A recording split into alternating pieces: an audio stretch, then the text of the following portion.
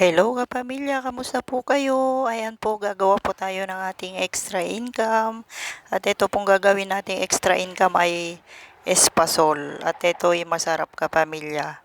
Yan po yung ating ginagawang espasol. At syempre, ito yung gata sa yung ating ebap. Pinakukuluan natin. Nandyan na po yung asukal niya kapamilya. Nauna na nating sinangag yung ating gagawing espasol yung ating glutinous rice. At ito na hinalo na natin. Pagkatapos kumulo, ilalagay na po natin yung ating isinangag na glutinous rice. At ayan, hahaluin lang natin mabuti para mai-combine na mabuti yung ating mga mixture dito. At ito, luto na po yung ating espasol at ginupit-gupit na po natin.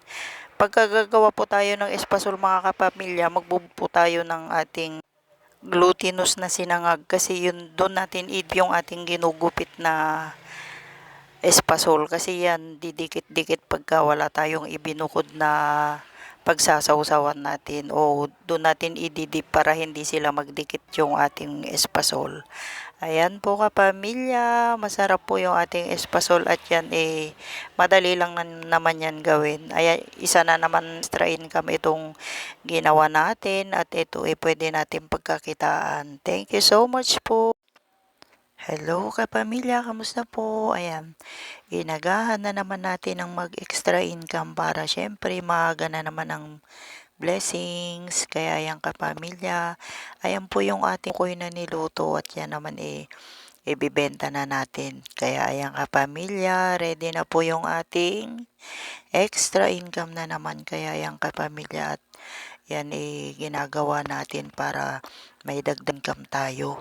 Kaya ayan kapamilya, kailangan sipagan lang natin.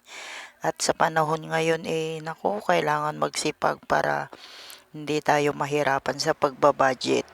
Kaya alam nyo naman mahirap na ang buhay ngayon, mahirap kitain ng pera.